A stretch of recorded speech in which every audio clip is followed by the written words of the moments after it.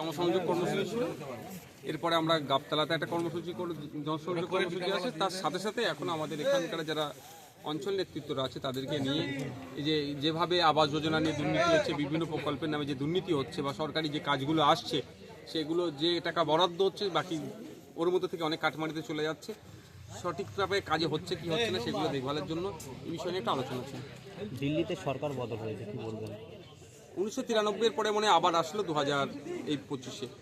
তো ব্যাপারটা হচ্ছে বিজেপি কিভাবে আসছে না আসছে, মানুষের মতামত নিয়ে আসছে, এটা সময় গেলে ধরা যাবে। কারণ হচ্ছে আমরা দেখলাম গতকালকে একটা টুইট রাহুল গান্ধীজি করেছিলেন যে 6 মাসে নাকি প্রায় 40 লাখ ভোটার বেড়ে গিয়েছে, লাস্ট 5 না 6 মাসে। তো এই ধরনের না হয়ে যায়, মানুষ যদি বিজেপিকে চাই অবশ্যই প্রত্যেকে দিল্লির মানুষ যদি চায় সেটাকে স্বাগত জানাতে হবে।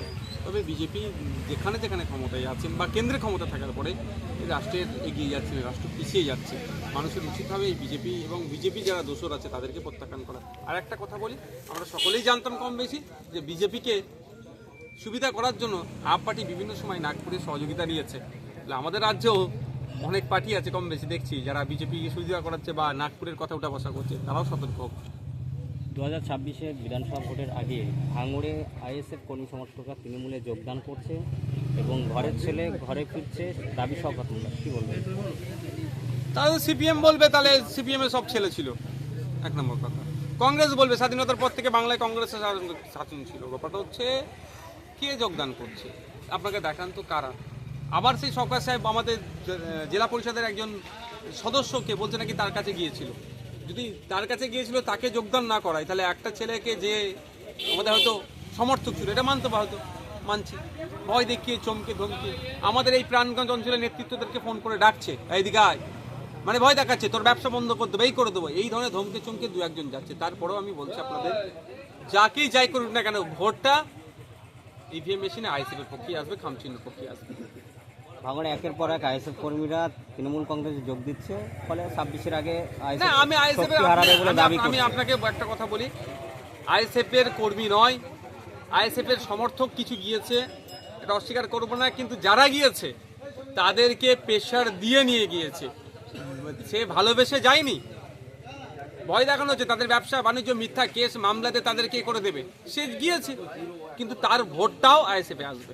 আমি একটা কথা দায়িত্ব নিয়ে বলছি, 2021 সালে আমরা তখন নতুন রাজনীতিতে এসেছি, আমাদের সম্পর্কে অনেক বাজে মন্তব্য করা হয়েছিল, বিজেপি এসে যাবে ভয় দেখানো হয়েছিল। তারপরেও ভাঙড়ের মানুষ 1,09,000 ভোট আমাকে দিয়েছিল।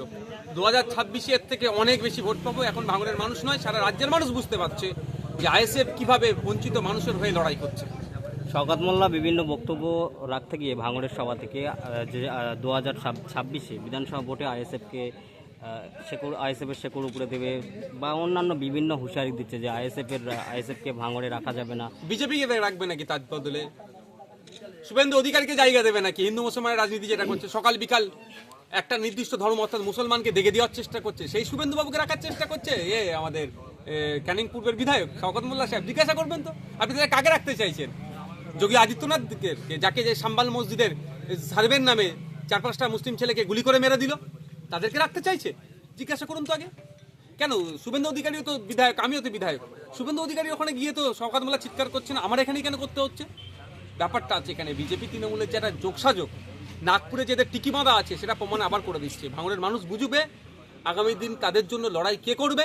একটা কথা বলে রাখবো ভাঙড়ের মানুষকে, যে এয়ারপোর্টের নামে জমি অধিগ্রহণ ধরতে যদি বাঁচতে চান তাহলে এই তৃণমূলের পাল্লায় পড়বেন না। আশা করছি ভাঙড়ের মানুষ এদের পাল্লায় পড়বে না।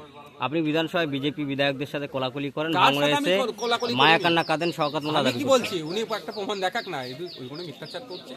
বিধানসভায় ওনার নেত্রী আমাকে ডেকেছিলেন মমতা ব্যানার্জি মহাশয়, তাহলে উনি বলুক এটা অপরাধ করেছে বা আমি অপরাধ করেছি, একবার বলুক তো দেখি। বিধানসভার মধ্যে আপনার সামনে কেউ এসে দাদা কেমন আছে যদি জিজ্ঞাসা করে, আপনি উত্তর দেবেন না? শওকত সাহেবের সাথে তো আমার কথা হয়েছে বিধানসভাতে, আমি দাদা সম্বোধন করেছি, তাহলে শওকত সাহেব বলুক অপরাধ করেছি, এবার বলতে বলুক। আমি বলছি বিধানসভায় নওশাদ সিদ্দিকী কার সাথে কোলাকুলি করে না তাদের দলের মন্ত্রীদেরকে প্রশ্ন করলে মন্ত্রীরা চুপ হয়ে যায়, সেটা সত্যতা প্রমাণের জন্য কি হবে?